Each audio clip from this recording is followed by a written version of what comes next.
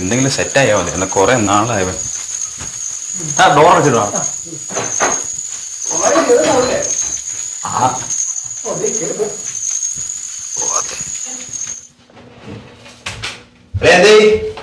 നടക്കുവോ?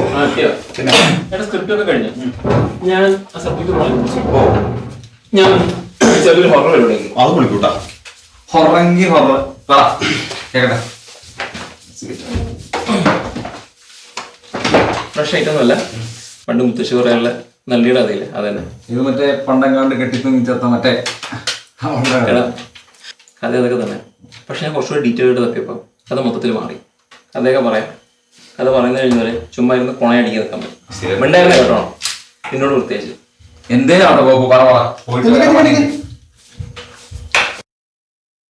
എടാ നീ എന്തായി കാണിക്കണേ? ഇങ്ങനെ പേടിക്കണ്ട, പ്രേതകഥയല്ലേ, എന്റെ ഒരു ആംബിയൻസ് ഇരിക്കട്ടെ.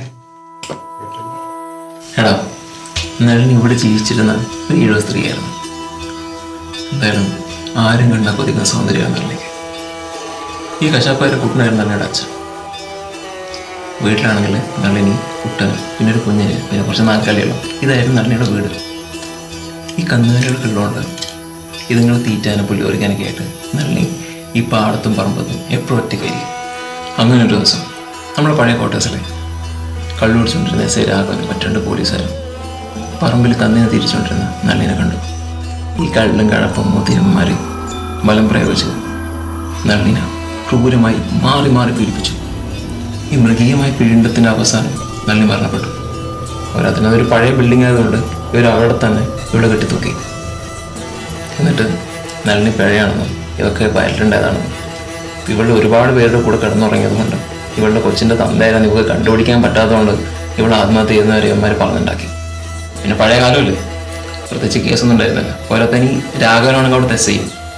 പക്ഷെ കുറച്ച് ദിവസങ്ങൾ കഴിഞ്ഞപ്പോൾ തന്നെ ഇവർ 3 പേരുടെ ശവം പുല്ലൂര കുന്നിൻ്റെ താഴ്ത്തുനിന്ന് നാട്ടുകാർക്ക് പേർക്കെടുക്കേണ്ടി വന്നു. ഇപ്പോഴും ആ പഴയ കെട്ടിടത്തിൻ്റെ അവിടെ ചെന്ന് ചെവി കൂർപ്പിച്ചു കഴിഞ്ഞാൽ നല്ലൊരു ശബ്ദം കേൾക്കുന്ന മുത്തശ്ശിവരെന്നോട് പറഞ്ഞു. എടാ നളിനി ഇവിടെയൊക്കെ തന്നെ ഉണ്ട്. ഇപ്പം നമ്മൾ അവളെക്കുറിച്ച് എന്തെങ്കിലും അനാവശ്യം പറയുകയാണെങ്കിൽ തന്നെ അവൾ തേടി വന്നു കൊല്ലുന്നാ പറയുന്നത്. വെറുതെ തള്ളു. ഞങ്ങളെ അവിടുന്ന് എത്ര കുപ്പടിച്ചിരുന്നു, അടിച്ച് ഓഫായി കിടന്നിരുന്നു. അപ്പൊ അവിടെ ഇരുന്ന് നിന്റെ ഈ മറ്റുള്ള പിന്നല്ലാതെ എടാ അവള് പോക്കേഴ്സായിട്ട് അടിക്കുന്നതാണ്. ഇവിടെ തന്നെ ചെന്ന് കയറി കൊടുത്തിട്ടുണ്ടാവും. 3 പേര് ഒരു പണിത് കഴിയുമ്പോഴത്തേനും ആളെ തട്ടിപ്പോയി. അമ്മക്ക് വേറെ നിമിഷത്തിലൊന്ന് കെട്ടിത്തൂക്കി. അത്രേ ഉള്ളൂ കാര്യം.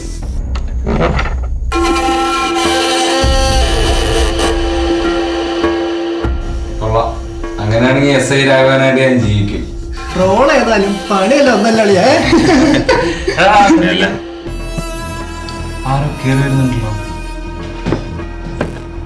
അതിൻ്റെ ഇവിടെ ആരുമില്ല. കേൾക്കുന്നില്ലേ? സൗണ്ട് കേൾക്കുന്നുണ്ട്.